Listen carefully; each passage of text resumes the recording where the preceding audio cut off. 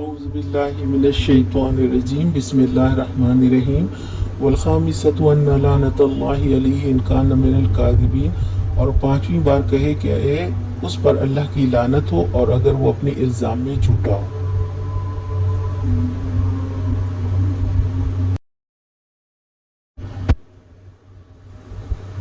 ہلال بن امیہ اور ان کی بیوی اپنی اپنی گواہی دے رہے تھے اور نبی کریم صلی اللہ علیہ وسلم بدستور فرما رہے تھے، اللہ کی قسم تم میں سے ایک جھوٹا ہے، لہٰذا تم میں سے ہے کوئی جو توبہ کر لے۔